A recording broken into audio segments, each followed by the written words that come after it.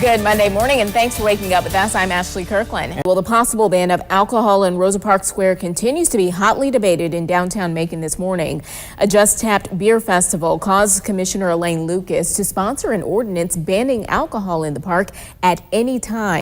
Boris, it was quite the night here in Georgia. What does this mean for those? There were GOP victories not only here in Georgia, but other states like South Carolina. What leverage could this give Republicans in the fight to repeal and replace Obamacare? Happening right now, the two Georgia inmates accused of killing two correctional officers are appearing in court for the first time this morning. We're getting a live look inside the courtroom right now. From those charges, let's just read here a little bit. You have murder, vehicular hijacking, felony escape. You know, we're trying to work through Thursday, man, and it's been a rainy week. What can we expect? Daisy's licking and licking. I thought she only flirted with guys, but you know what?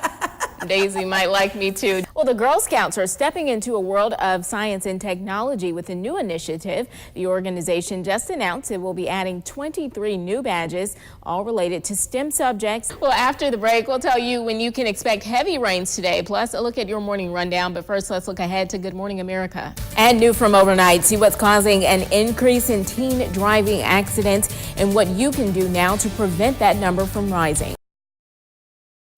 This is the hardest thing that I've had to wrestle through is school.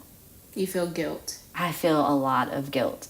Christy Freeman is a mother of 5 children. Her youngest is 2, and her oldest will soon be 10. Her 2 oldest children attend the Academy for Classical Education, better known as ACE in Macon. She and her husband go back and forth about whether or not to send their kids back to public school. They fear they're contributing to white flight. It is not the case that every single decision to send a child to a private school is rooted in racial animus.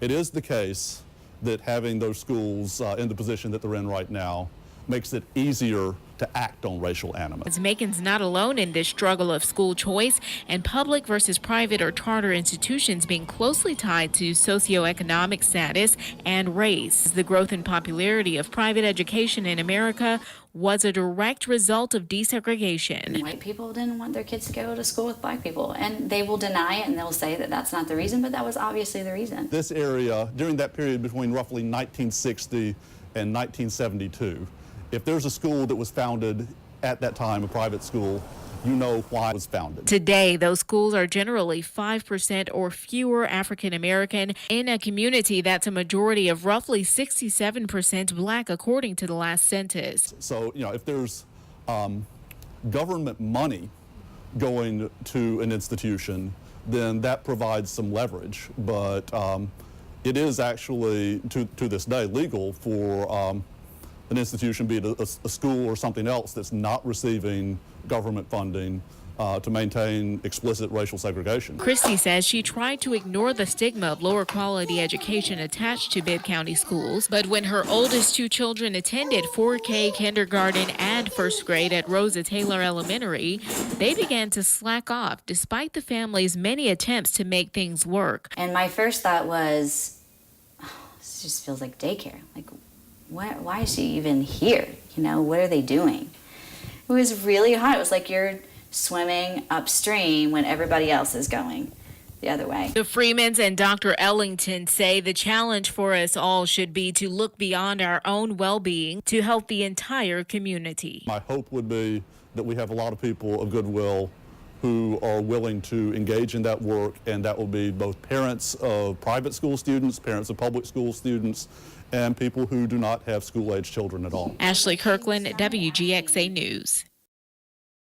I knew I'd found what I was looking for. It made me feel how I wanted to feel. Like I felt this sense of false happiness that, made me feel complete for the time being. The new face of heroin. It could be the college athlete, suburban private school student, or even your own child. The exact opposite of what people think of as the typical street junkie that would be using opiates. Kim Castro with Recovery Outfitters in Cummings, Georgia, has helped treat male heroin addicts from some of the best universities and neighborhoods, including here in Middle Georgia. These are guys who feel too much, and the world is very painful for people like that unless they learn how to manage their feelings.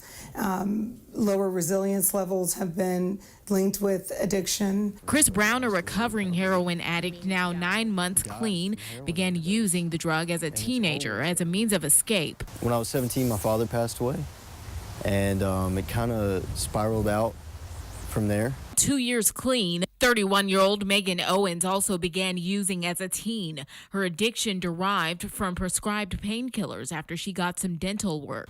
I remember the first time that I took that pain pill, it was like everything that I didn't know I was missing my whole life. All of a sudden, I felt like I found it. Like many adolescents, Brown and Owens both admit their initial fears of needles kept them from injecting the drug into their veins. But it wasn't long before they needed to shoot heroin for a stronger high. I knew I wanted to feel how that substance made me feel, and I would do anything I had to feel that way. Now on his road to recovery, Chris says he's blessed to be alive. Many heroin addicts who overdose die alone, or worse, they're left for dead. Well, they die alone because people are afraid to get in trouble. And they're usually high, too, you know, the people that are with them. We've had people that have come to us that, you know, have been found, you know, with a note pinned on their shirt. To put an end to this epidemic, Georgia passed the Good Samaritan law in 2014. This law encourages anyone witnessing an overdose to call for help without the fear of penalization. This law also gave people more access to the life-saving drug naloxone, or Narcan. EMTs brought him back to life using Narcan after he'd overdosed from heroin on his kitchen floor. I'd been struck with Narcan, and it was immediately, I was back, you know, I was fully functional. I knew exactly what was going on and exactly what had happened. And I was so ashamed of myself. Don't allow your loved ones to die alone and in shame because of addiction. Ashley Kirklen, WGXA News.